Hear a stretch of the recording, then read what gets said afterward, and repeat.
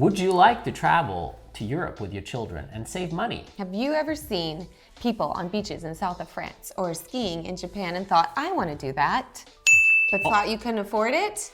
Yes.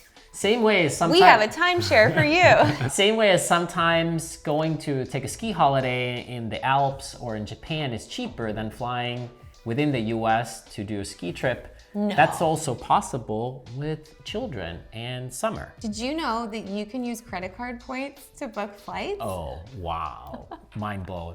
Anyway.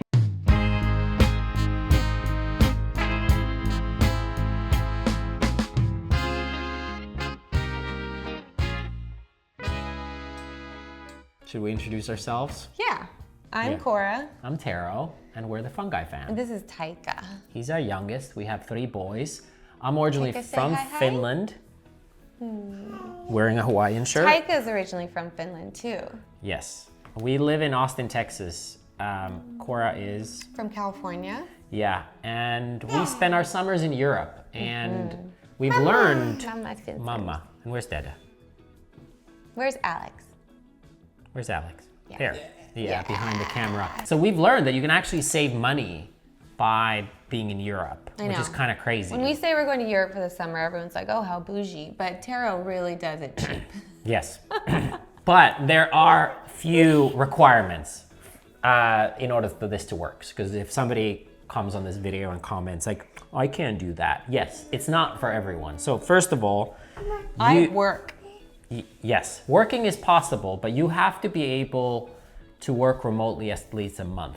This strategy, what we're gonna explain to you, does not work if you're there 10 days. And like a lot of people do Europe in 10 days.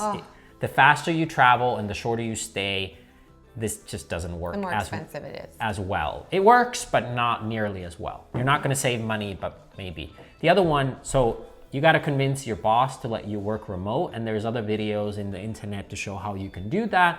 If you can work remotely or take a break, whatever, of a month, then that's probably not for you. The other thing is you obviously need to have kids, because this kind of whole thing is planned around that. Okay. And if you homeschool, there are other videos on how you can world school and homeschool while traveling. This is an assumption that kids are on a school break. You probably put them in a summer camp, or you have other daycare options. If you don't have kids, it's a different model. You can still save money and go to Europe. Some of these tips apply, but this is mostly targeted to families. And then the last one is you gotta be gone for at least a month. Ideally 2 or 3, but this kind of doesn't work, again, if you're a really short trip. Before we started spending our summers in Europe, what do you thought was like the cost, or what did you think as an American?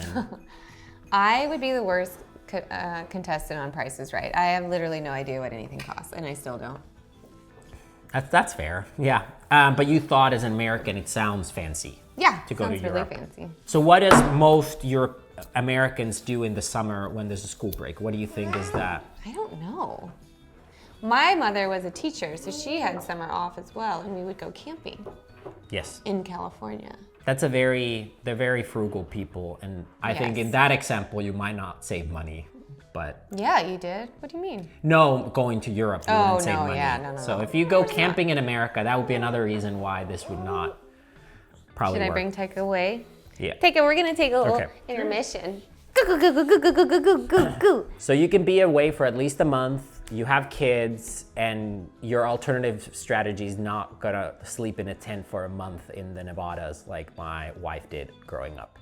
So how do you save money? So first of all, you will save money with accommodation, and you'll save money on childcare / camp costs. Those are the 2 main buckets. You will also save money on food and activities if you play it right. Now, one other really important thing is the cost of housing at home. So if you own your home or you're leasing a home, you do have to find a solution for it. So ideally, you short-term rental it. We've done that one summer. It can become a lot of work. I would say the 80-20 rule here is a tax loop or tax rule in the US called Augusta rule, where you can rent your primary residence for 14 days without paying taxes on it.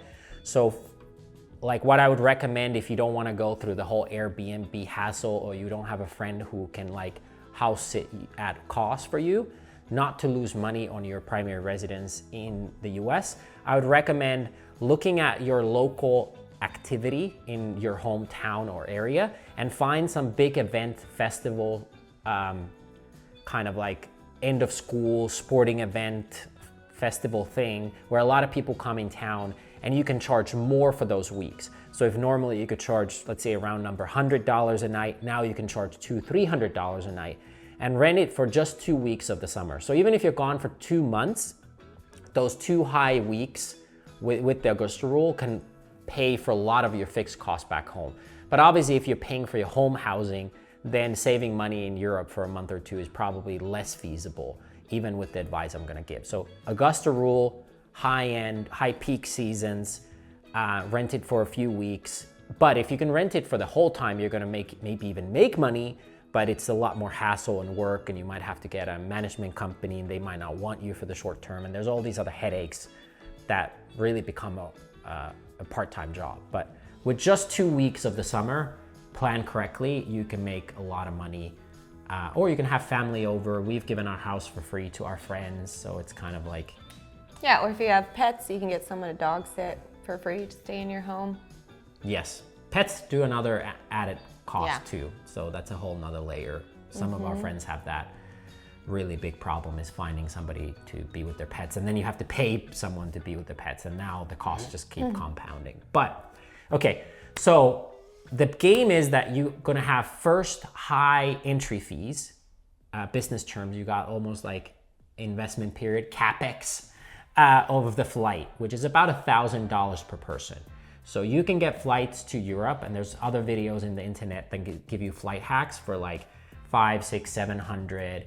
There's, for example, Norse Air through London, you can get away with it. But let's use a round number, about $1,000, you can get a flight per person to Europe. So if you're a family of 4, that's $4,000. That's obviously $4,000 you wouldn't spend in the US if you stayed at home. So basically you need, within that month, 2 month, 3 month, save the $4,000, or let's even be generous, $5,000. You have to save on other costs, such as accommodation, food, and the summer camp. So unless your church has some shady, I would be worried actually in America to put my kids in some churches at least, or Boy Scouts, summer camps. Nothing away from the church, but you know, just history. Statistics. And there are some YMCA cheap camps, but a lot of camps are about $500 a week if they sleep at home, and $1,000 a week, even $2,000 a week if it's an overnight camp. So within that summer, let's say you have 2 months off, you're gonna spend about $4,000 per child on camp cost. And if they're overnight, it can be as much as $8,000. So maybe you go to grandparents, maybe there's someone helping, but I would say generally, like, you probably spend $3,000 to $5,000 on camp cost. And what I've heard from my employees around the country commonly is camp costs been rising every year. So if you look at like historical camp cost, the inflation is much higher on these summer camps because they know the parents are desperate and they can charge almost whatever they want. So that's a common thing. Versus in Europe, there are multiple camps that are like 100 to 200 a week that you can go. And even if you go to the really fancy ones that are English speaking, unless you go to Switzerland and learn mountaineering, those can be really expensive camps. I used to live in Switzerland. You can, for a few hundred a week, you can have kids in camps. At the same time, the experience of going to Europe is actually part of the lesson. So while obviously if you have to work, you need somebody to take care of the kids, you can have a lot of the lesson can be itself on being in a safe, remote Greek island or in a small town in Italy. And that is part of the schooling too, to mind you with that. But basically with the camp cost in Europe, similarly as ski lift tickets in Japan and Europe are much cheaper than in the US, summer camp cost, with few rare exceptions like the Switzerland I mentioned, you can get for a few hundred per week, you can get kids to camps. And even kids, if they don't speak the local language, you'll be fine. Like they'll find a way to play, especially if you have young kids. How do you join them?